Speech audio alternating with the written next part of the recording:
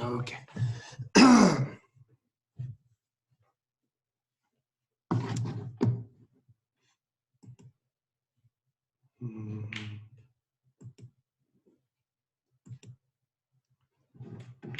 Good morning, Geshe. So good morning, everyone.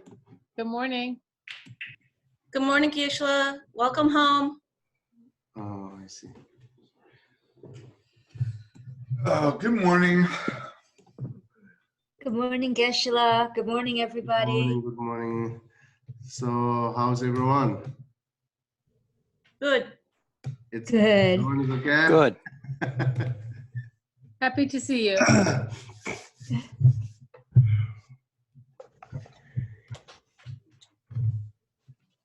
Good morning. All right. Okay. Hi, John. Good morning. How are you? Good. Good. Nice. I haven't seen you in a while. I know. It's nice to see your face. Yeah. All lit up. I have this So again, big window today, here.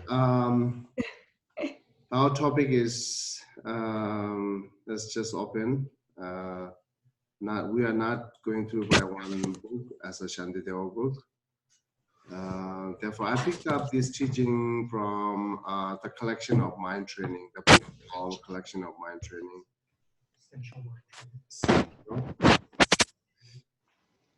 It's called Essential Mind Training. Okay.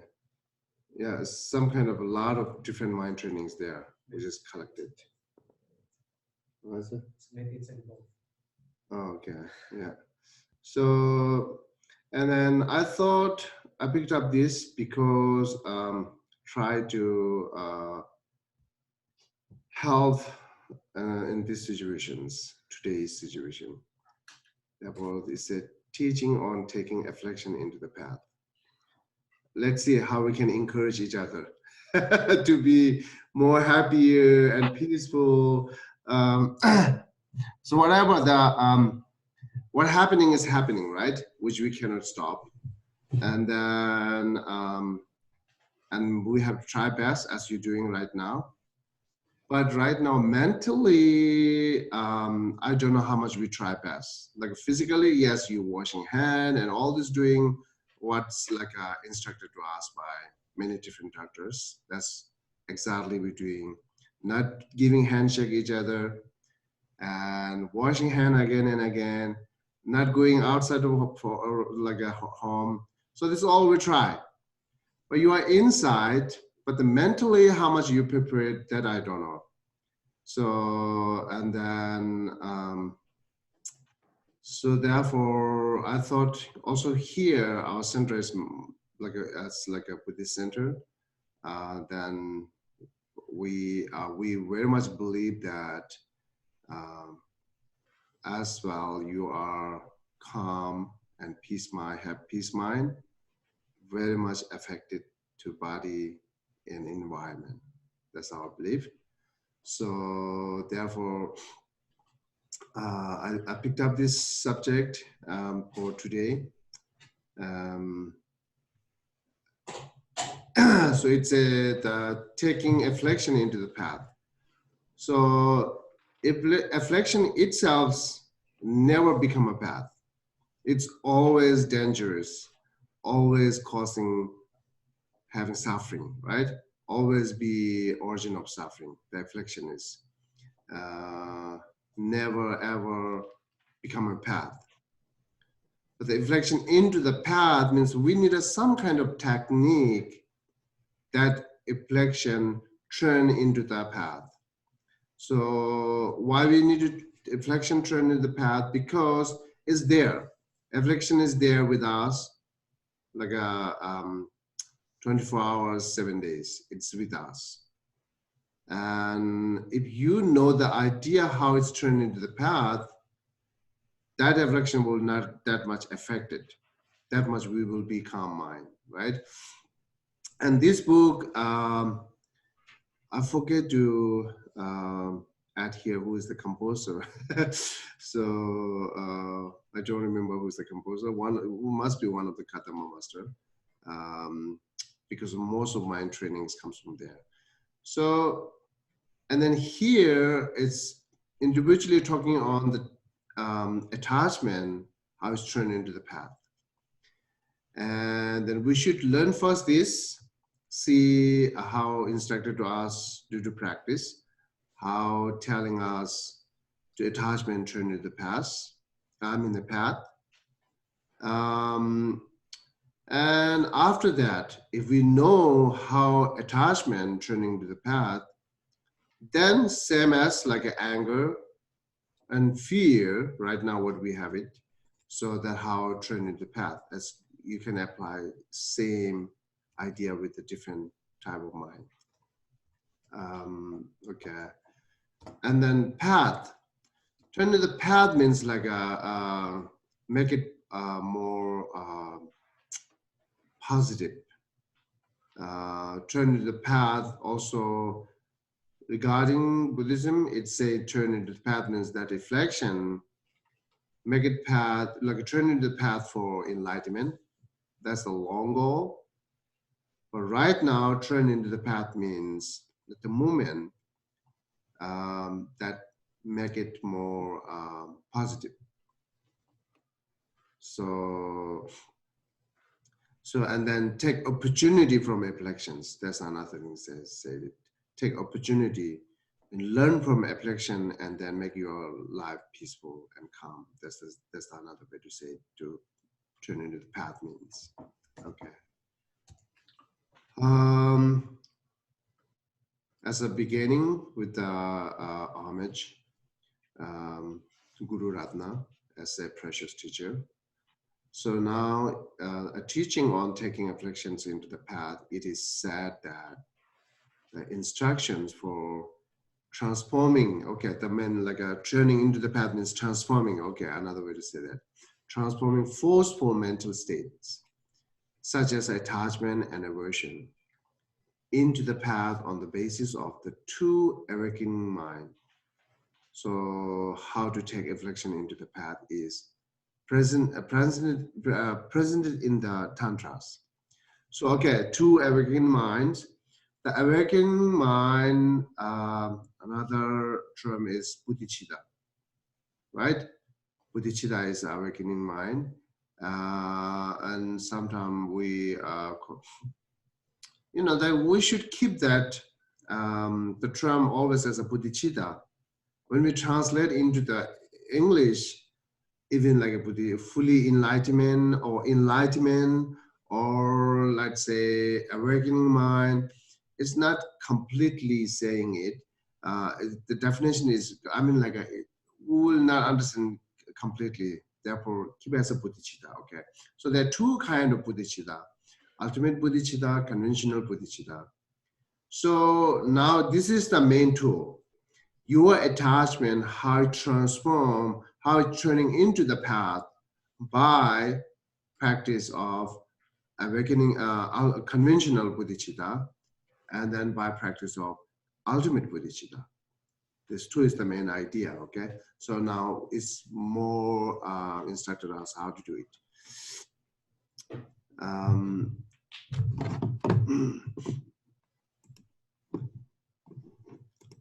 Oh, it's not shared. Oh, I see. Oh, sorry. So before we didn't share it. You can you see it now? Yes. Okay. Yeah. That's good.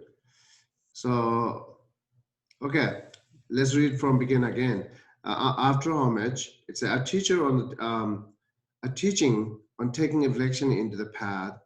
It is said that the instruction for in transforming forceful mental states, such as attachment and aversion, into the path on the basis of the two awakening minds, how to take affliction into the path, is presented in the tantras.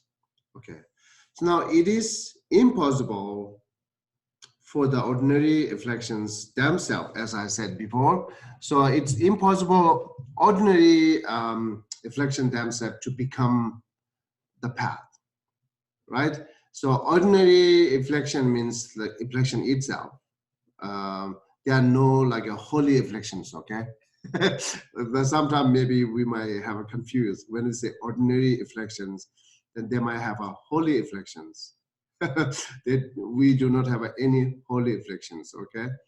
As well as afflictions, are always negative for regarding Buddhism perspective, regarding Buddhism, always negative. The afflictions are, right?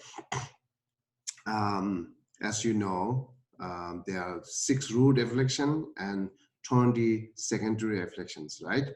So all the single afflictions are negative. So it is ordinary. But why is here the ordinary affliction themselves means generally saying affliction itself never becoming path. As far as taking affliction into the path by means of selecting them as your meditation, focus and training them away is concerned.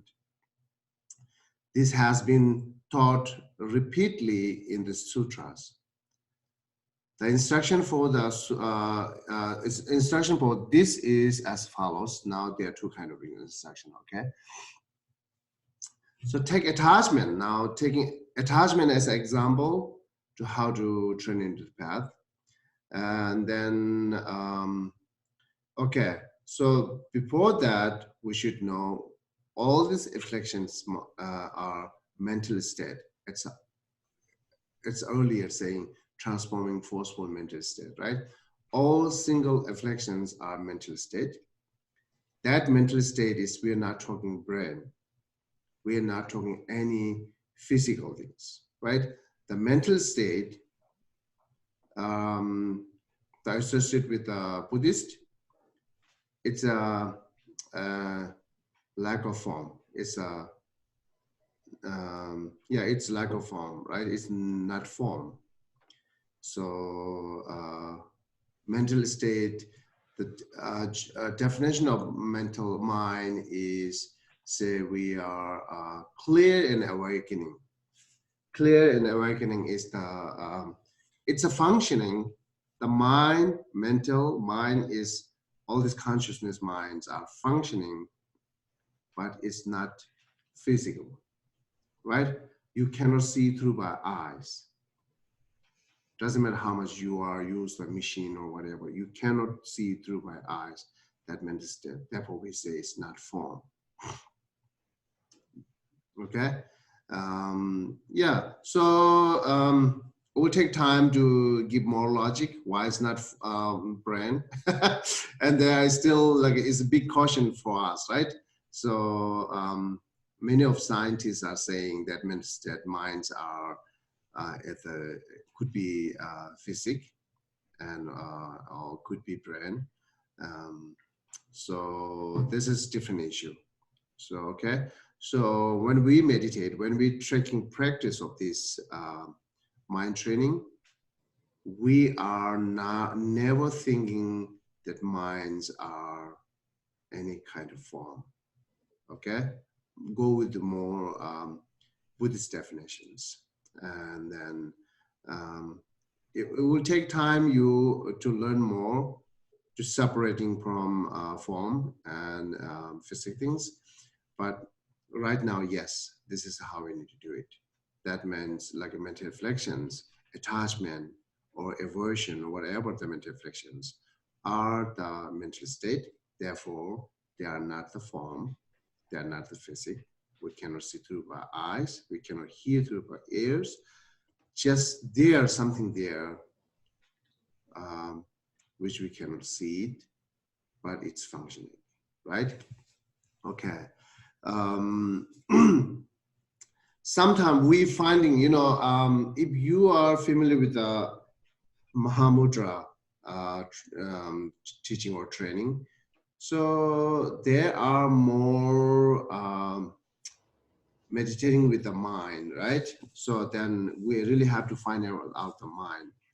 Therefore, sometime what we're doing is that's thinking something, right? Like say, thinking of cup. I'm thinking my cup now. And then, okay, object is there, cup, which is shape and colors there. But the subject, the mind, which is thinking of car, that sometimes we have to find it out. That's the way we are analyzing or finding the mind. And after we found the mind, what it is, then we are more meditating on that, right? So, okay, that's same idea. If you understand that Mahamudra, and then here the practicing, training the attachment and aversions into the path, it's the same idea, okay?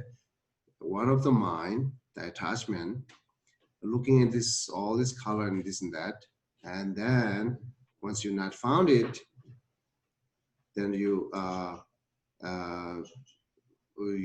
okay, right? So therefore, let's read that paragraph. Okay, take attachment for instance for practice. The first, right? When you observe yourself experiencing attachment to either an internal experience or to a specific external object, contemplate the following.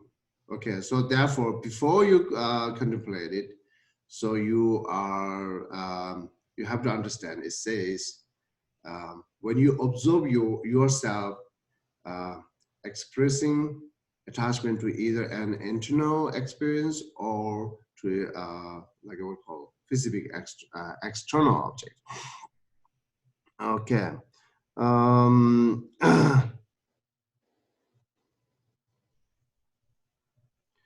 So internal experience, again, let's say you are, like say, having more attachment on your knowledge, right?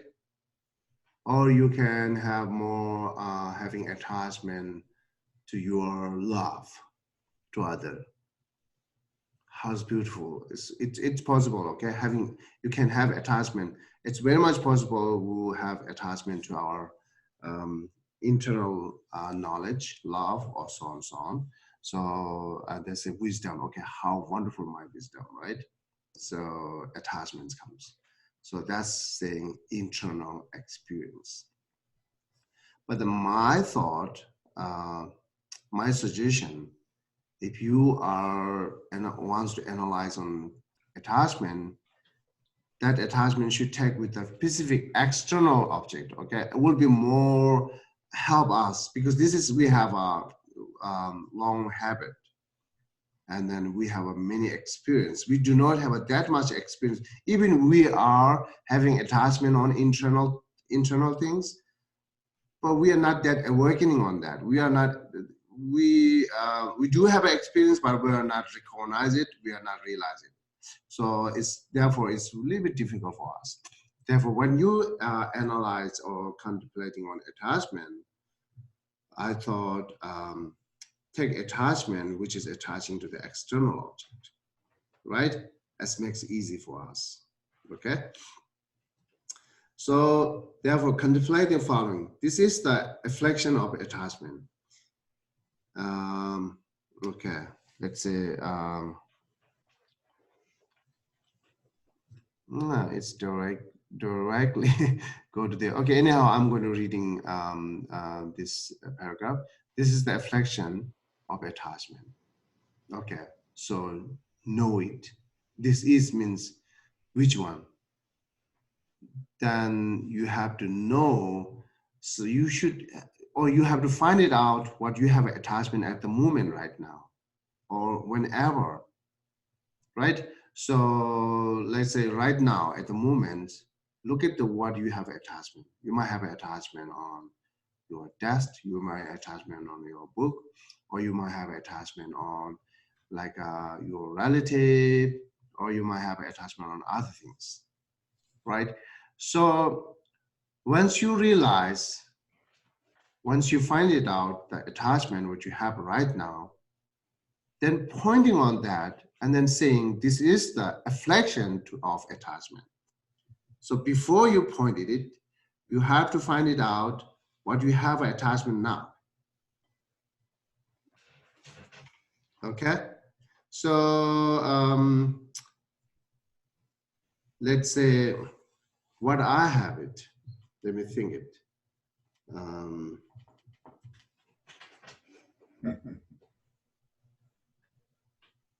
Okay. Let's say attaching on this mind, beautiful mind training. Okay, I have right now. It's how beautiful mind training. So, which I like it right now very much. This mind training.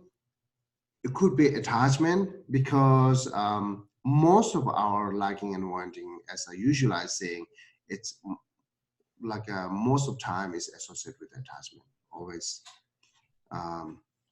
contact with attachment, right? So therefore, that's why you can think, I wish more, very much like this mind training. This is my attachment now. Okay. Now I'm thinking, thank you so much. Now I'm thinking, okay, this attachment, which very much like to this mind training. Okay, so it's affliction. Now I'm saying affliction. There are many afflictions, but this is the one of the affliction of attachment. This is how we need to point it out, right? But same time, you might have many questions, right?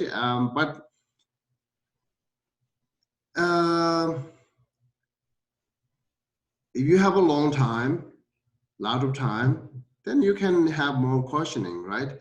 So how come it is afflictions, that attachment, which we like to mind training? How come it's attachment? I mean, like afflictions, right? In general, afflictions means what? What the definition of afflictions?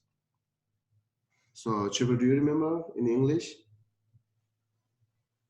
In Tibetan, we say semgyu mashiwa cheba, disturbing mind. Okay, so kind of say that. Disturbing mental attributes or assets. Disturbing mental attribute. Simple way to say is disturbing mind. Okay, so this is the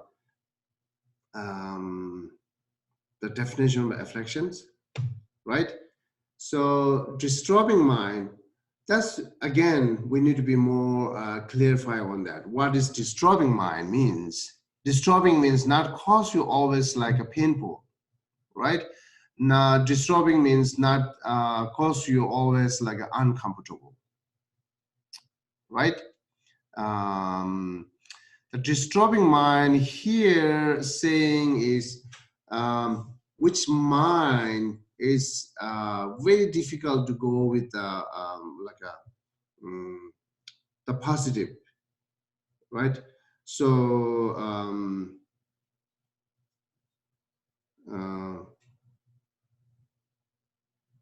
it's go easily, it go more toward to negative, and then it's never go to the positive mind, and always disturbing us to having positive mind. That's the, you can think, afflictions, right? Take again another like example. I'm practicing compassion now, right? And then I'm thinking also in being and sharing love to them, try to do sharing love to them equally, but it's not happening. So whenever I'm thinking sentient beings, I really don't want to think that being who is always difficult for me. Very easily, whenever I think it's an being, is immediately comes in front of me, which is I very much love it, right? But this is, and I'm keep saying, this is not the only object which I should share love, which I should generate the compassion. This is not the only object, which is very much I love it. So, but it keeps comes, right?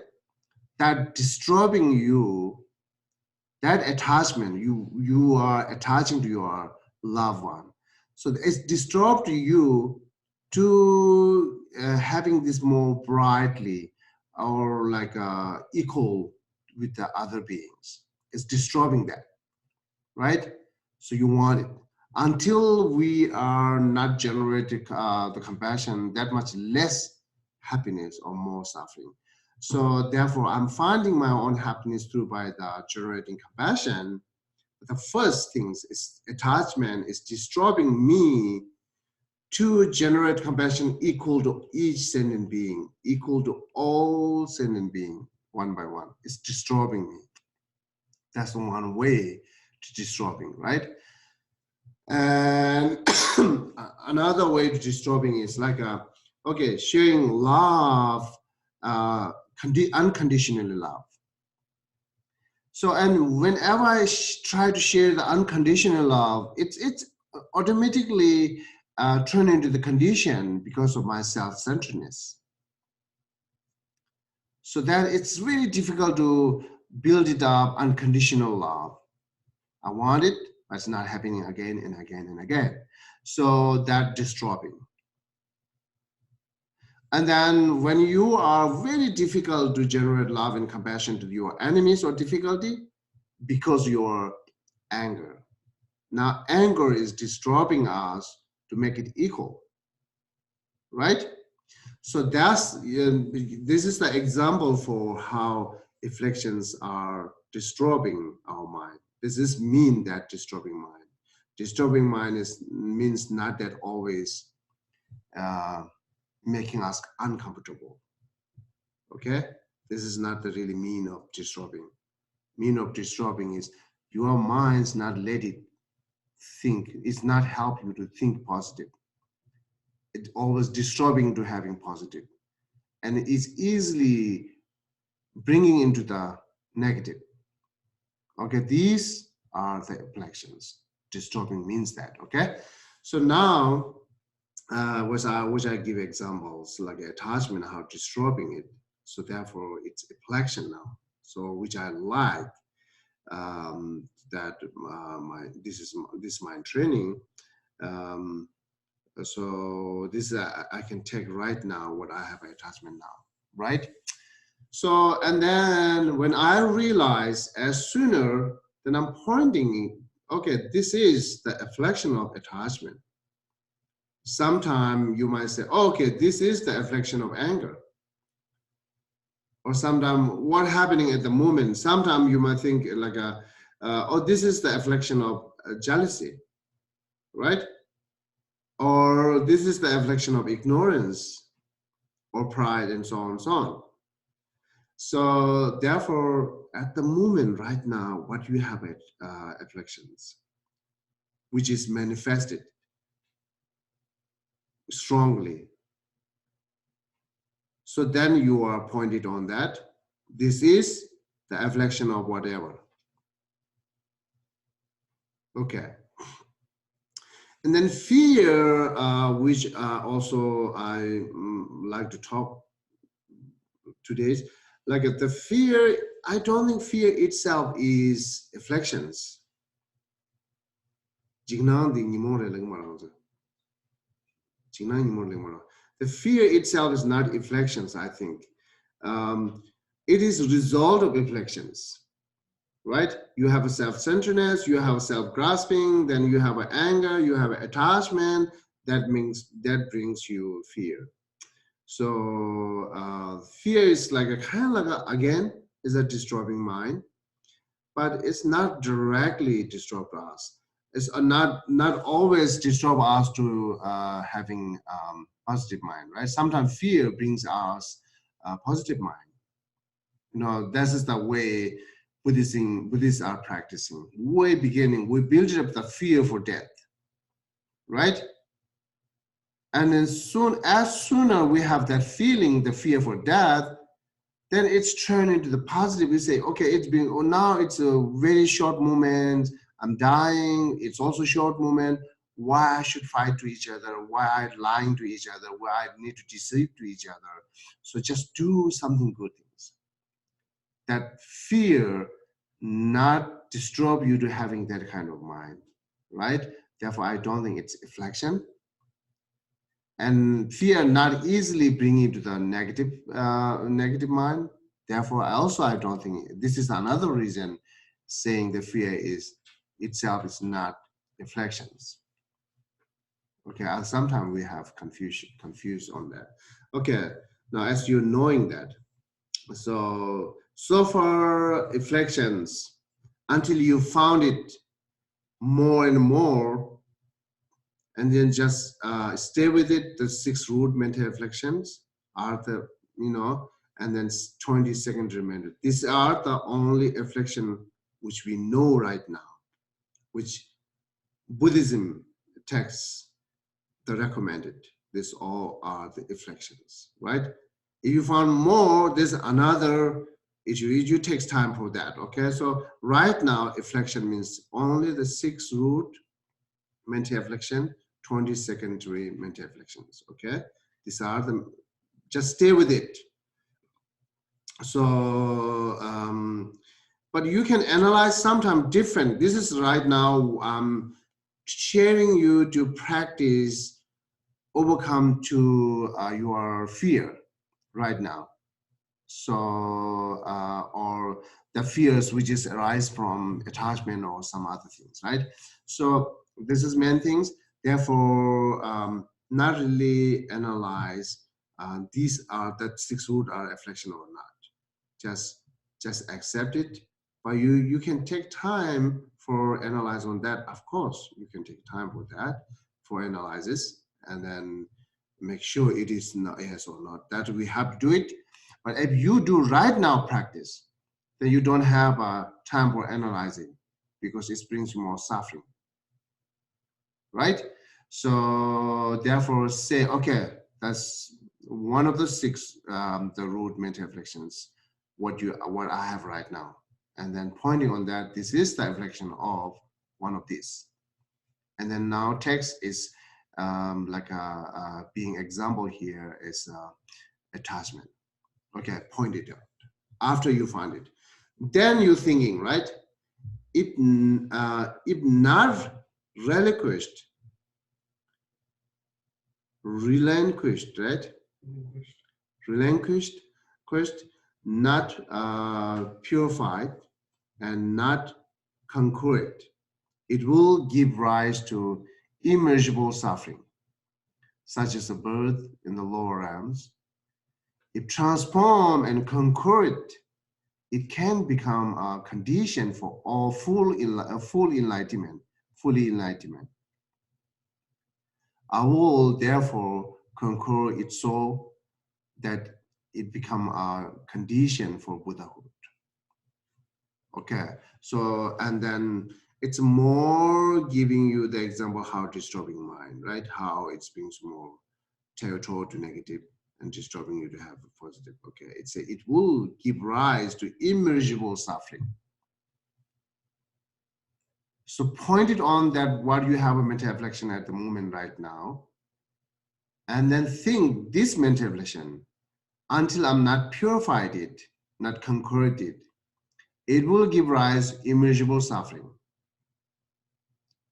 based on my previous experience, right? You can think a little bit, add it more another reason based on my previous experience.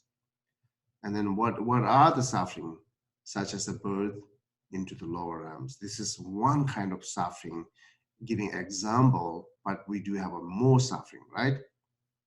So how much attachment brings us suffering? How much anger brings us suffering? Many different type of suffering. It's not just one suffering, right? Many different type of sufferings.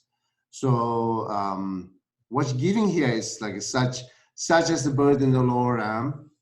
Then you can add it such as separating from my lovers, such as meeting with what I don't like it, such as the painful things, such as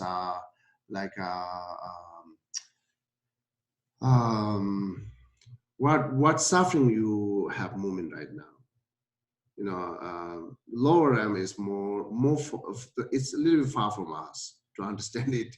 Also, therefore, such as you can think what at the moment you have suffering, what you have experienced before the suffering, how attachment arises gives you the suffering, how anger gives you the suffering. That you can what you have experienced in the previous, you think back, or what you have a moment right now, you can think it, right?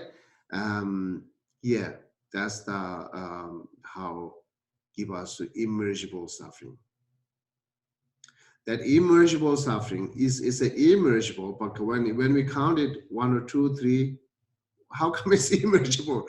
But a lot of suffering we were there, and immeasurable is not only saying at the moment, okay, immeasurable also saying life by life, beginning to the end. Even this life, from beginning to end, brings you many suffering again and again, again and again. Some suffering repeatedly, some new suffering, many suffering repeatedly again and again. That is also considered here immeasurable. Immeasurable is not saying at the moment you have an immeasurable suffering. It's not saying that affliction brings you immeasurable suffering sometime at the moment, sometime in the future, sometime in the past, and sometime in this lifetime, sometime in the future lifetime, many again and again and again and again, right? So that means immeasurable, okay? So make sure that you understand. And then, you know, when you think it such as a bird in the lower realm, I don't think you have to think these things right now. So you can think such as the whatever, separating from someone, such as a suffering from my own body right now because of fear of death, right? Such as bringing me suffering that I'm losing everything. That is the suffering kind of things, right? So yeah, you count it as much as you can, which that attachment, anger, fear brings you the suffering, okay?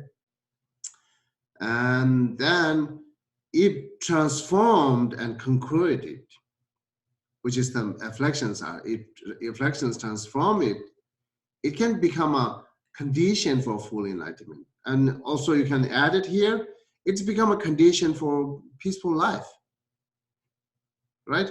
Again, full enlightenment is our ultimate goal. But when we talk in the ultimate goal, and you cannot make it connected with your, you know, temporary goal or your moment happiness. So therefore, you should make it connected.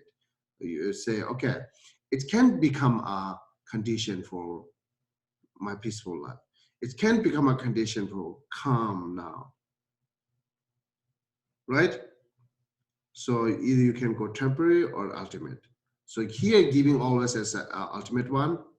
This is our final distinctions.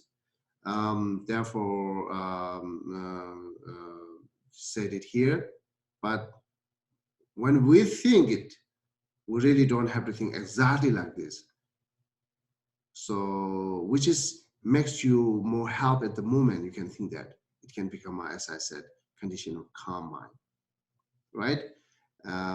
Okay, I will therefore conclude. So that is to become as a condition for Buddhahood, condition for peaceful life, right? Condition for overcome by fear. So this is the goal of practice. So far, how need to do practice and what is the goal of practice? Okay, this paragraph telling us the goal of practice. Now how we engage the practice, the next two paragraphs say it, right? The first one is conventional awakening in mind, the practice with the conventional awakening in mind. Okay, now see, taking thus, or thinking thus, take into your mind your enemies, afflictions of it, your enemies, affliction of attachment. Okay, it is enemies because it's always disturbing you. It's an immeasurable bringing you suffering. Therefore, it's enemy. Okay, so take into your mind your enemies, affliction of attachment. Then, as you do when meditating on loving kindness, cultivate this toward a larger sphere, right? And finally, take upon yourself all the attachment. Okay. So thinking your attachment first, right? And then This seems to indicate because there's an apostrophe on the end of enemies, Mhm. that is, it is taking on your physical other enemies, like taking on their afflictions. Yes. Oh, yeah. Okay. So as we do like a Tonglen practice, when we taking all the other sufferings. First, you taking your own suffering, your future suffering, your moment suffering, thinking on that, right? And then your future suffering is also taking up on now. That's how we need, or how we have to practice, right? How we're doing it. So same as is a similar. So instead of suffering, you're taking their afflictions, such as attachment, aversion, jealousy, pride. All these are. You're taking their. So right now, as an attachment, once you pointed, this is the affliction attachment. That means attachment is your movement object now, right? If you pointed, this is the affliction of anger, as then the movement like an object is your anger. So, and then once your object is movement object is anger, then you take all other angers up into you.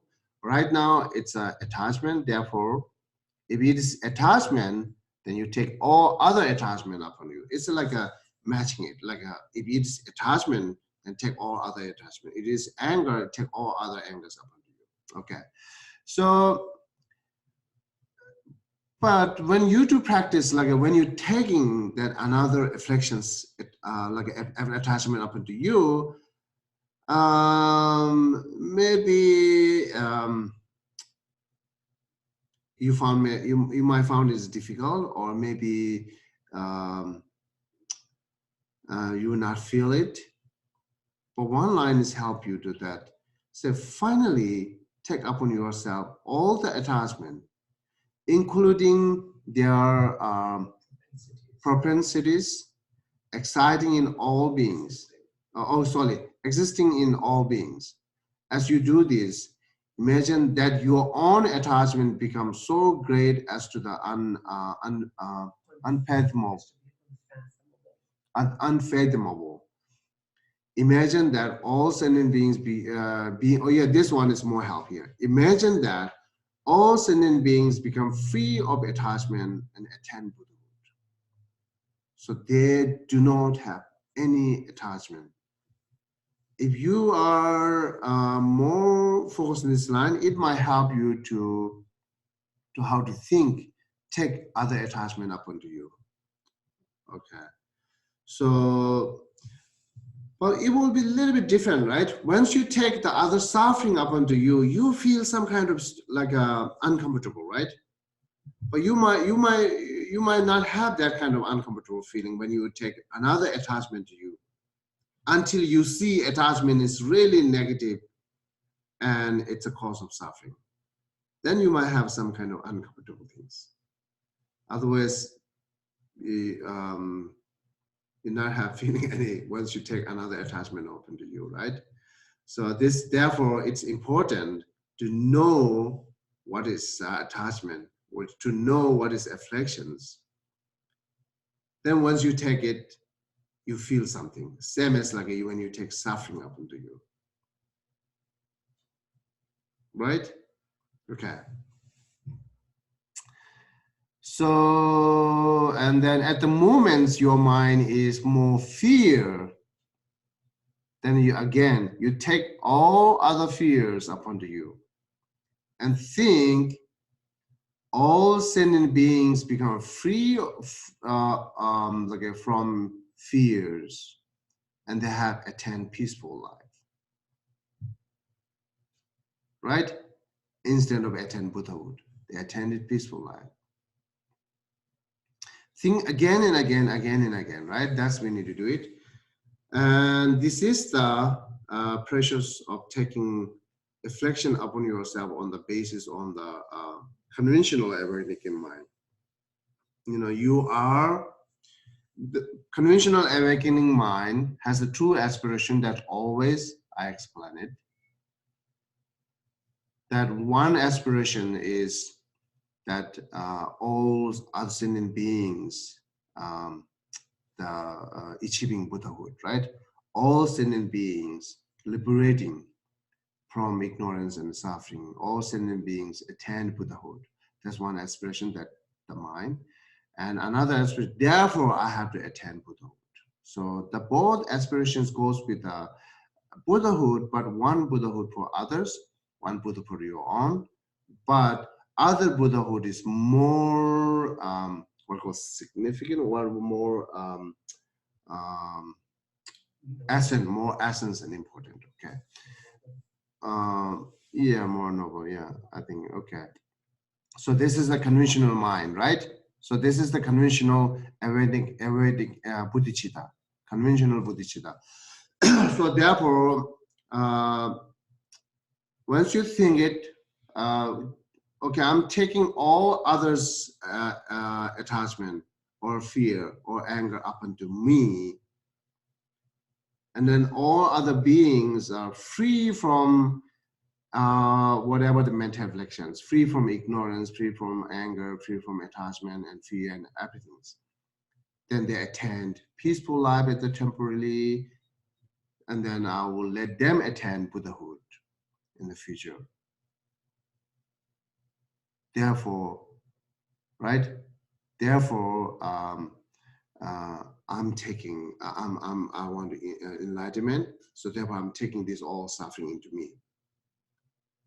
So it's a little bit conflict. You found it, right? Once you other afflictions taking up on you, and then still you wishing to your own Buddhahood, your own peaceful. It's completed, but the next practice will be make more clear. It's help you to, right? So when you practice ultimate awakening mind, this is more help you to connect it. So right now you are taking afflictions, but you shouldn't more focus on what affliction is. Once you take afflictions, it's giving more love and kindness. It's when meditating on love and kindness, you are cultivating love and kindness, right? Therefore, you're taking others, which people bad for people, which is not good for people, that you're taking up on you. Suffering is not good for them, therefore you're taking it. And then all afflictions are not good for them, therefore you're taking it, as you are cultivating love and kindness, right? So, and then also like you are, as you are love to other, then you think they have always peace. They shouldn't have any kind of difficulty. They shouldn't have any kind of negative minds, right? If you wish they shouldn't have any negative minds, then why you don't take it up into you? It's taken up into you. This is the love. You are taking their suffering up into you. You are taking their affliction up into you because you love them. That's how we cultivating loving kindness, right? This is conventional, but therefore you're taking it. So yeah, you are fully heavier by that's all affliction now, right? So, and then this is still inside the loving kindness. This is you are continuous keep it, even you are heavier by the others' afflictions, right? So when you take it. Okay. Okay, let's take break here. So before we go to the next practice, so do you have any question on that, or suggestion or comment? Geshe-la? Geshe-la?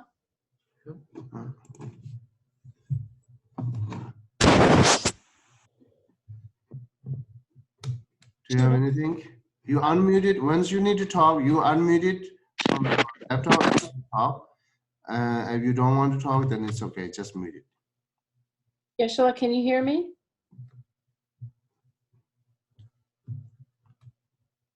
Yeah, I'm seeing John. You have to say something? Okay, I can unmute it for you. Huh. I cannot do that.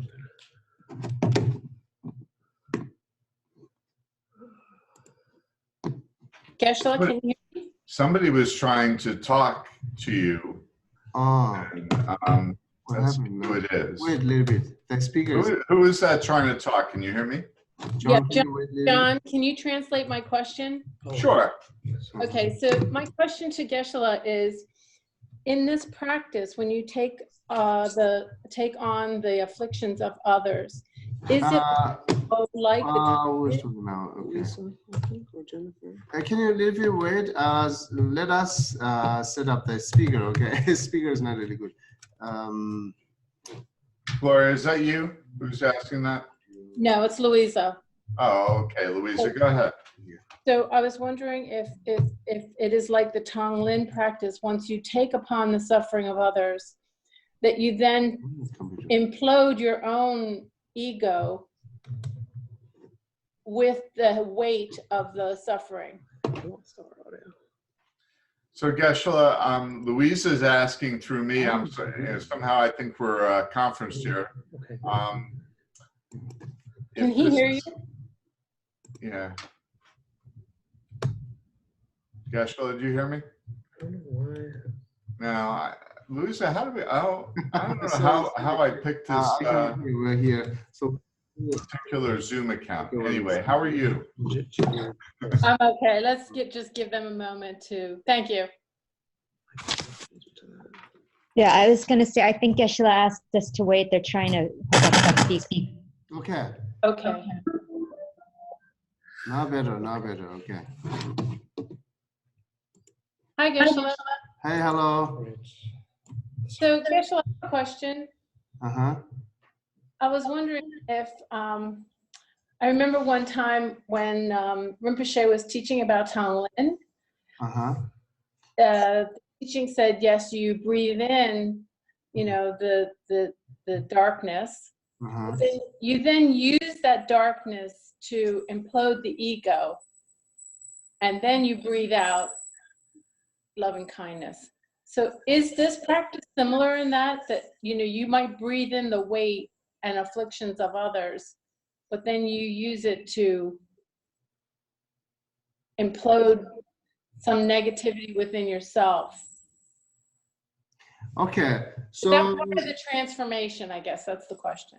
okay. So regarding this textbook, it's not really says taking like a attachment with the breathing, but you can do that. Once you breathe in, you can take all this attachment up into you, or you can just not follow the breath. You just imagine that you're taking all other attachment one by one up into you. That's one way to think it. And then it's not really like a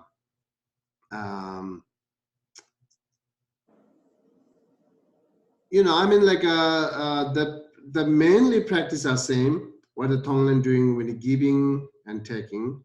Sometimes we do like only taking and taking like a few minutes. Then after that we giving and giving few minutes. Because I don't think you are doing Tonglen with the suffering and happiness. So when you take breath in, you think some things. You take breath out, you think different type of things. It's really need a practice for thinking like two things at the very short moment.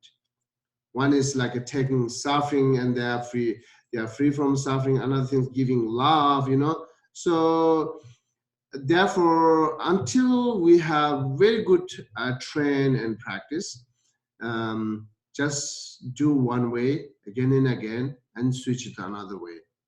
Just like just only think when you take breath in, and then a few minutes later, only thinks when you take breath out. So you can use that technique as a breath to attachment and giving love to them. Or as this instructor here is, without breathing also you can do it. Yeah, I didn't see it's conflicted. Yes, I mean like. Is everybody okay? I just want to know if everybody's okay. Myself personally, if I might share, I have gotten a lot of phone calls and I tried to listen to friends in the city, but then there are moments when it is overwhelming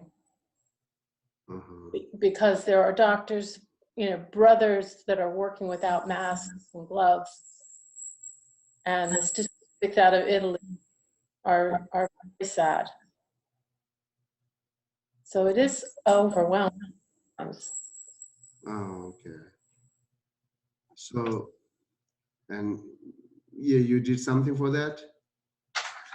I just am fielding phone calls, and if someone sends me something that is, you know, seems somewhat meaningful, you know, I'm sure people are getting overwhelmed with emails, but if I get something maybe once a week that I think is really lovely, then I share it, and people seem to really appreciate it. So it just like some tiny thing, you know, like a drop in the ocean to Okay. do that's positive. I don't know.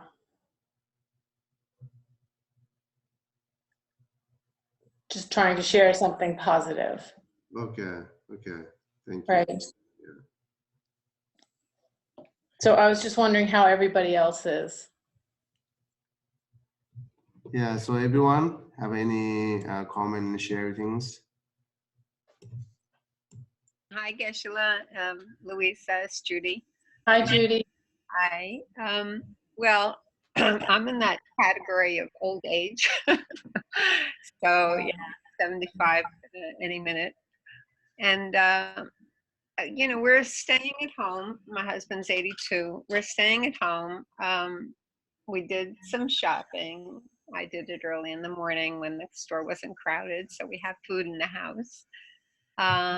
But basically, I don't think I'm really afraid.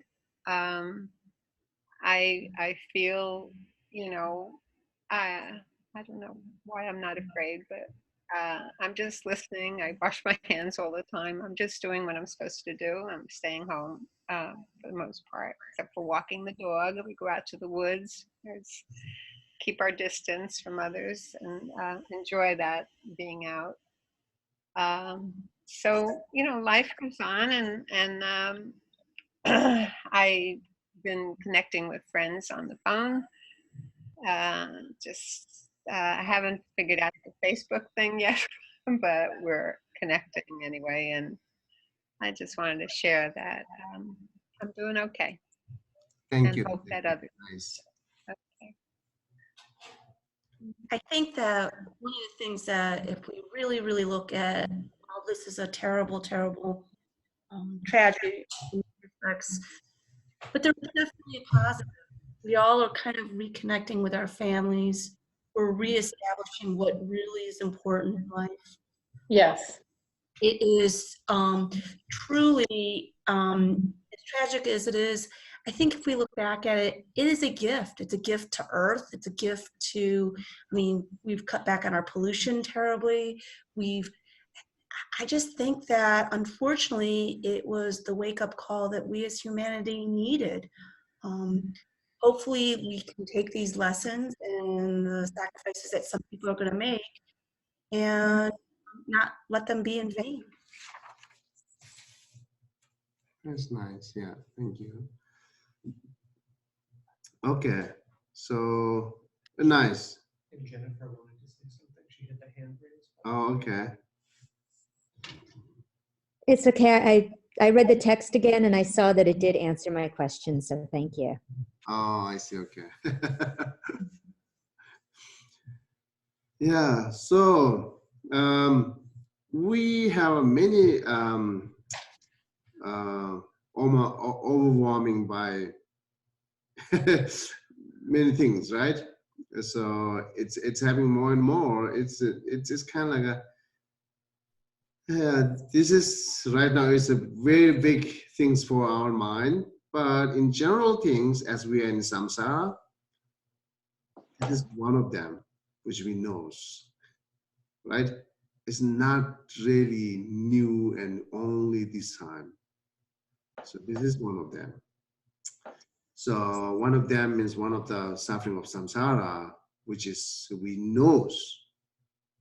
we knows. Okay, so here most of people I'm seeing are Buddhist. Okay, then I can share with the more Buddhist things. So yeah, knowing the suffering, I mean like a samsara, then it's not really big deals. And then So right now, death is very close to us, that we feel it. Actually, we never know. In general, say when we meditate on death impermanent, it's a never know when we're going to die. Now it's really, really awake to us to knowing that never know when we're going to die.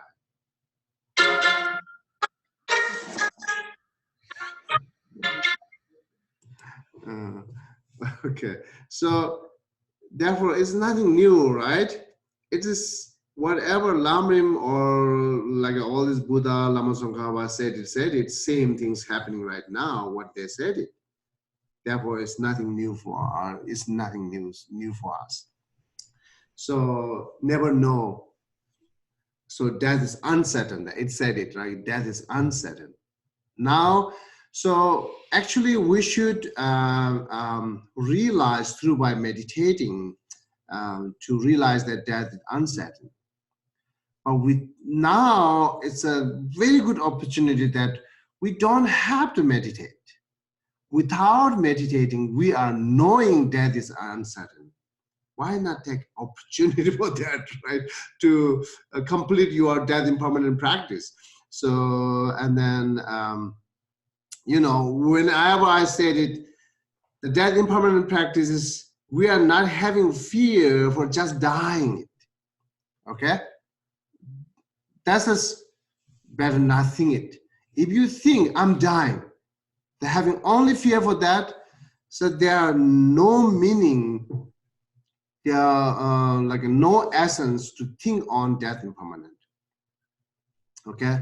So why we thinking death impermanent? Say, I'm dying without collected any virtues. I'm wasting all this my time. I'm dying with a very, very much negative karma, which I collected day by day, day by day. I'm dying with it. I'm dying with the collecting many negative karmas. I'm dying with, sorry, I'm dying with never collected the virtues and accumulate. Even I have it is destroyed by my anger.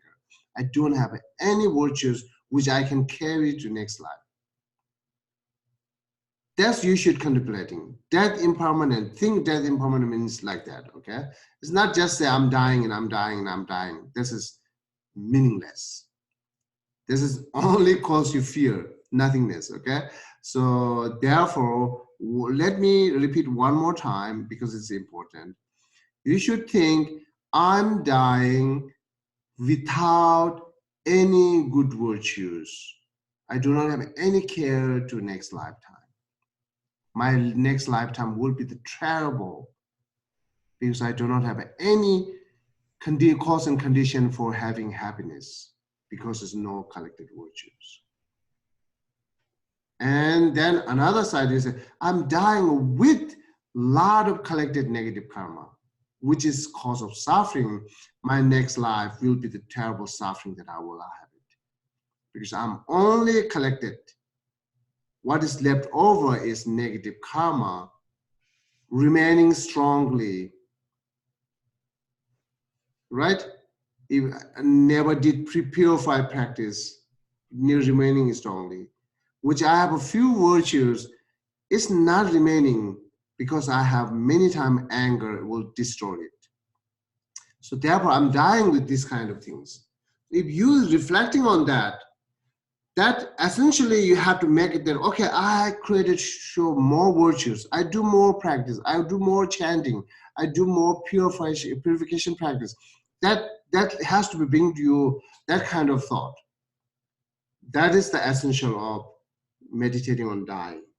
Something that helps me like propel me to do practice is that if I notice some kind of mental affliction that I have very strongly, and then I think, okay, I haven't eliminated this, so when I die, it's sure to like plague me in my next life. It's better that I need to eliminate it now in this life, otherwise it's going to be just plague me in future lives. Yeah, very good to think that. Yeah, it's very good. So therefore, this is how we need to think, okay? I just make sure that you understand. You might know, remember it, some might don't know, therefore I'm repeating here, right? So Therefore, that of uncertain, that's we are very much aware with it now. We have fear with it. So now you can little bit add it. That is uncertain, but right now today I have a time, I do not collect any virtues. I only the collected which is non-virtues, which is cause of suffering in the future life, in this life. So, and then I did not take essence of this opportunity life. I should take more essence of opportunity life. Means collected virtue as much as you can, purify negative karma as much as you can. So that's the how day by day we need to do, okay? So it's good. It's reminding us from outside. We really don't have to work hard for meditating on that, right? It's really good reminding us. So then just having fear and then thinking again, repeatedly that fear, no essence. You know that you're wasting time. Repeatedly, you are repeating with the fear again and again and again. You are not moving forward. You are nothing taking opportunity from that. You are not meditating on something else. Just repeating that fear again and again and anger to other again and again. That's wasting time. So, okay. So now you hold it there, all attachment and afflictions. Maybe if I'm not read the next one, then you will hold it forever. See, taking upon yourself this attachment of yours now, the size of Mount Meru, and heap others' attachment upon it as well. That reflect it. Attachment is by nature mental, okay? Apart from the mind, there's no attachment. Not even an atom's breath, right? Right. Breath. So when the mind observes itself, past and future, states become no more. The past has ceased to be, while the future is thought as, what's it? Though cessation. Subject to cessation, okay. Yet to be, and the present is devoid of any identifiable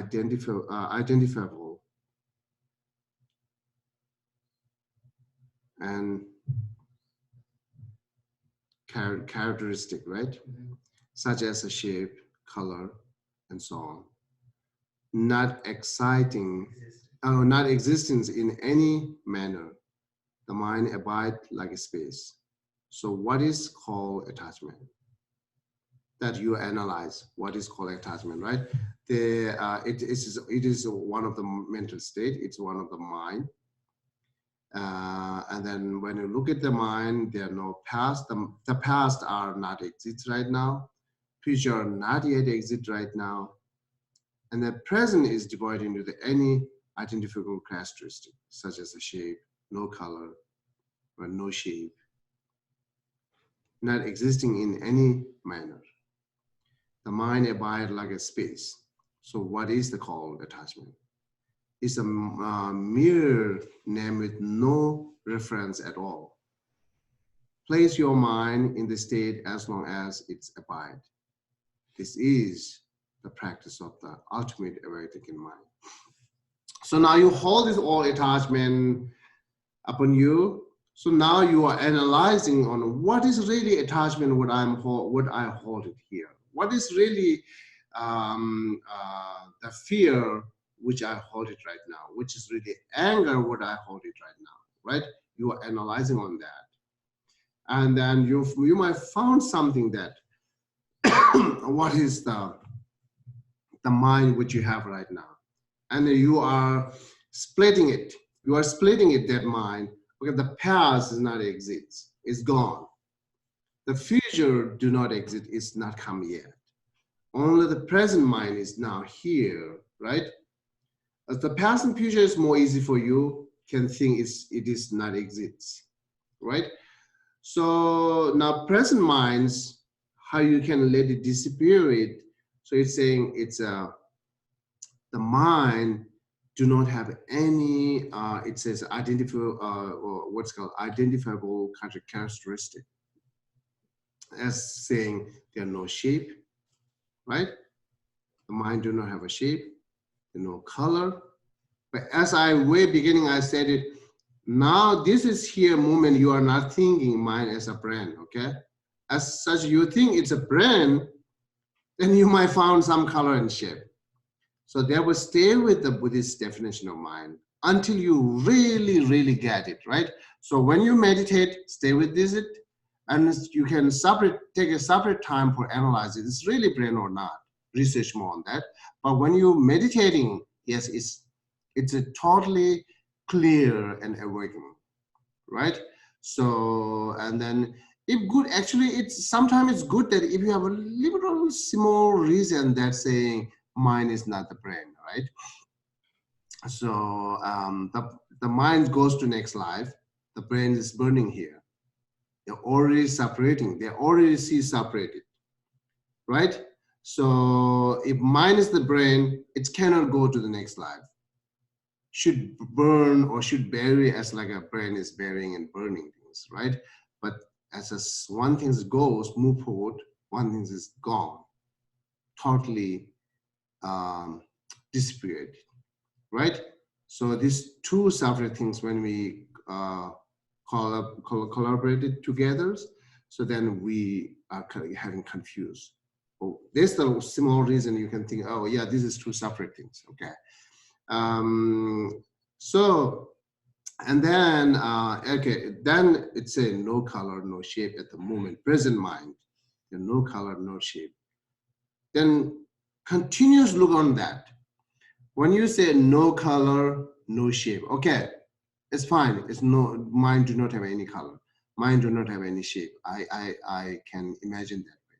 Okay, now, as well as there are not any physical things, no color, no shape, any forms, there are not any forms, therefore it's kind of like a disappearing, there are no vision, right? It's invisible, it's kind of invisible.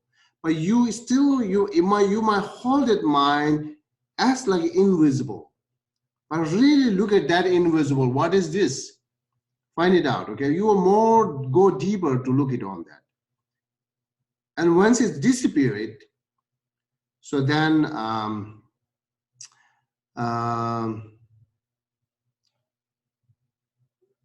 it's a ultimate awakening mind practice, but really we have a little bit different that global lineage and another lineage. So far we are saying this, when you look at the shape and color, you not found it as a shape, you do not found it that they have a color, you do not found it anything. You cannot identify the character of mind, then it's kind of become more invisible, right? But here saying this is ultimate awakening mind, but Lama Tsongkhapa says it's not the awakening, ultimate awakening mind. It's kind of like conventionally disappearing, which when you look at search it, you are searched with the conventional way. There's no shape, no color. Past is gone, future is not come yet. No exists. Therefore, now present is no color, no shape. It's kind of like become more invisible, right? So it's still, it's kind of conventional way to search it, kind of conventional way to contemplating on that. So then once you kind of disappearing, you cannot identify the mind through by any shape and color, any physical things. It means not that you found it the ultimate reality of mind. It's not that. But right now here, you meditate that way, it's kind of disappear, let it disappear. Whether you describe its ultimate mind or not, let it disappear. Once you disappear it, then again think, okay, that mind disappear, then what called? And then once you disappear, you are not bringing any loving compassion, anything. You just let it disappear, and then you are meditating on some kind of empty things, some kind of invisible or empty things. So you are staying with it a few moments or as long as you can do it. So then go back, conventional awakening mind, then come back to here described as ultimate awakening mind, go and back. These two, do one by one, 5 minutes or 10 minutes you do the conventional awakening mind, and next 10 minutes you do the ultimate awakening mind and meditate on that, and then you go back and forth between these two practices. Okay? So that makes you, my hope, I believe, that makes you a little bit relaxed. Okay, I'm not looking that you should achieve enlightenment now for do it for that. So it makes you relax first, calm, it makes you calm. So okay, from these two respectively arises the form body, Rupakya, the mere hearing of whose name give rise to the enlightened activities that help pacify the affliction. And the Dharmakaya, which help eliminate all afflictions, including their propensities that lead to more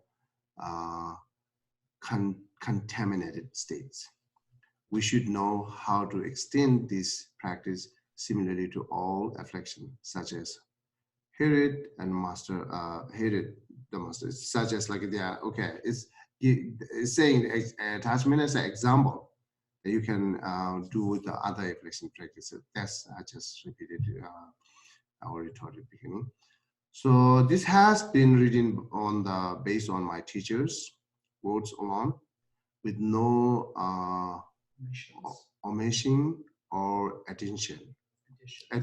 Okay. Okay. May the goodness of the content of this extremely profound instructed for taking affliction into the path equal space, the measure of this space. Okay. Okay, this is very short and then helpful. Okay, so we have another similarly practiced conventional awakening mind and then ultimate awakening mind. Let's see. You can read and then you. Is there one practice there, turning suffering and happiness into the path? The one practice called turning suffering and happiness into the path. Also, they have a ultimate way to do practice, conventional way to do practice. You can also make it better with this practice. Let's see, you do this week and then see. And then next Sunday again, let's see if I'm not sure that we should go continuous from Shantideva text or like pick up some kind of mind training like this. So I will let you know on the time. So thank you very much. And do you have any other question? Geshe, excuse me, Geshe. Yes. This isn't a question. I just wanted to express my very deep gratitude for class today. Okay. Okay. Thank you.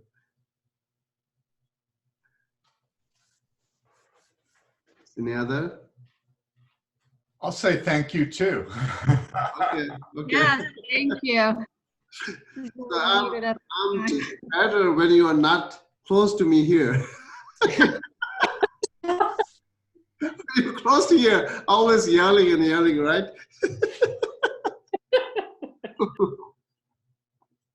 Okay, and then take care, all of you. Jennifer, you want to say something? No, I just wanted to say thank you also. And I did have the question of sometimes in Lojong, right? I know you answered Louise's question of it doesn't have to be on the breath, but sometimes you imagine, you know, the black smoke or sharp weapons or something. Do we not do this here? Are we just really enumerating and imagining the sufferings of attachment or whichever object we have? Okay, thank you for reminding me. So black smoke and shouting this, you don't have to do here. You shouldn't do it, but you can use the breath as a technique, taking out, like breath in and out with the thinking, taking and giving. but the smoke and not think that way, just attachment, right? And then just love. So nothing smoke and weapon. This is good idea. Thank you. Thank you. Yeah. And thank you again for the teaching. Oh yeah, my pleasure. Okay, then everyone have a safe. And then also not enough that you knows to how to practice. It's not enough that you are calm minds. Okay, help others at this moment, right? I'm also thinking how can I help, right? So help others, share to others, but with the wisdom, with the skillful, I'm saying, okay? Share to others means when you share other, not the word by word, line by line, exactly what they, whether they are understanding or not, whether they are accepting or not, you are just telling it's not worked, okay? Skillful way, with the wisdom, share to other, try to help others, so as you are calm mind, okay? Thank you so much, and then see you sometime next. Bye-bye. Bye, and thank you. Thank you. Okay, bye. Bye, Geshe. Bye-bye. Bye-bye, everybody. And Okay. So, Bye.